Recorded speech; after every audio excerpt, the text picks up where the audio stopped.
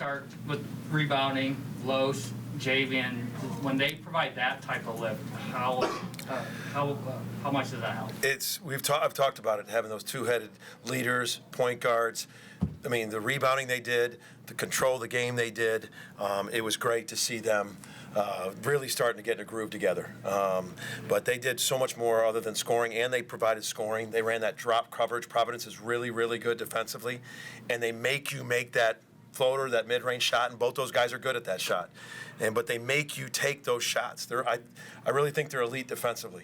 They're physical, but I thought Javian and Los were outstanding both together on the same night, and it really was a key. Porter, kind of along those lines, the way you guys started the game, the run you went on to end the game, seemed like it was really fueled defensively. What did you see maybe from the way the team defended tonight? 100%. I thought the way we came out defensively, I thought we were super aggressive. We did a couple different things, trapping-wise. But we know they're a good team. And we talked about Devin Carter, and he came back and hit 3 straight threes and erased that really quick. But I thought our guys, that was a crazy end of the half with like 4 minutes and some without a stop. And to end up +4 at half, we talked about it at halftime. We were going to stay fresh defensively. And that was going to be the key. I thought defensively in the second half we did some really good things. We were active hands, caused 15 turnovers. That was a big part of our game plan. We wanted to get fast break points off our defense and offensive rebound. We had 16 second chance points, and I thought we did a good job on the offensive glass against them.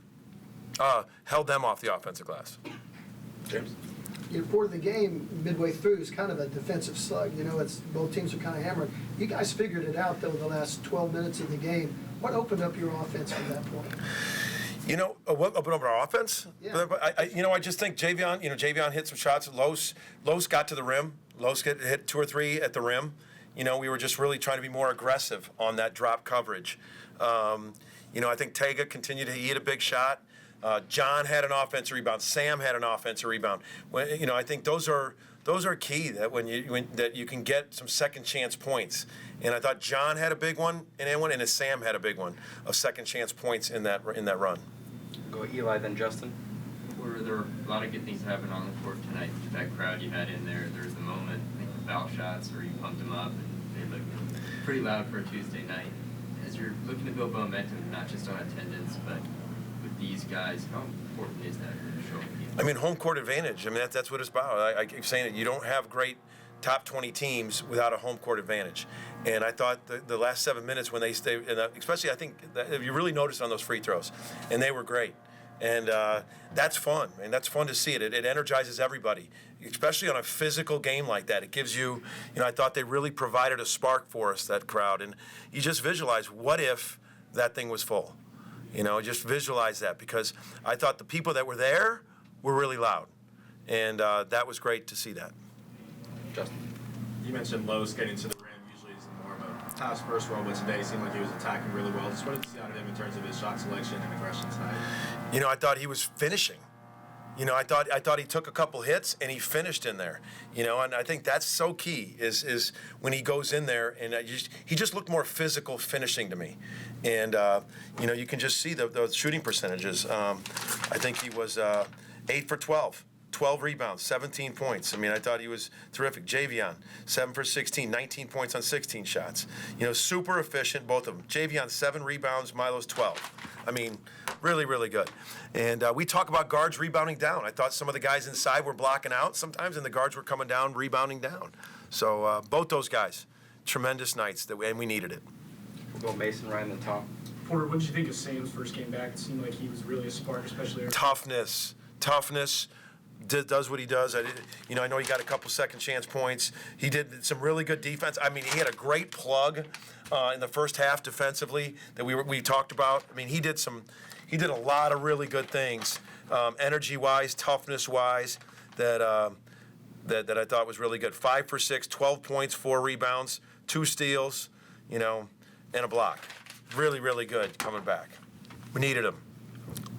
Talk about the mental toughness of Sam and John, like ticky-tacky start to the second half with some of the whistles, but they keep plugging through to pull down those offense, not be hesitant out of the offensive glass. It's been so good, so they can go as hard as they can, then the other one comes in. and they just both bring a lot of different things, and I think they're both been super productive. You know, John,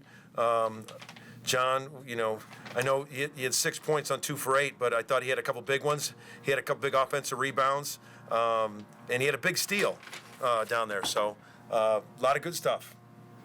Yeah, Porter, just kind of going off that other night when the guards set the tone like they did. When the game got tight and Providence took that 1-point lead, it was John that had 4 straight points, and I think Sam had like a 3-play sequence on both ends of the court. Yeah. How big was it to get that from your bigs? It's huge. It's huge. You need them to make some plays. You need to have an inside-outside threat.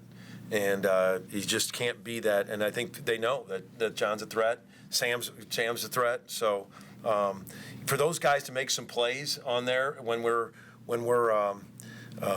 need a spark, that's huge. When you can get those kind of contributions, because you just can't rely on 1 or 2 guys. And that's what I think I love about this team is I think it's going to come from a lot of different spots.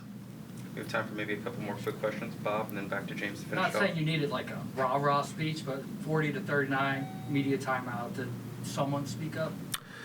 You know what? We just all of them. You know, Javion and Los were in there, man. We had a couple possessions that weren't characteristic of us, and I think we said that, like, hey, man, like you just can't catch it and drive it into a crowd right out of the game.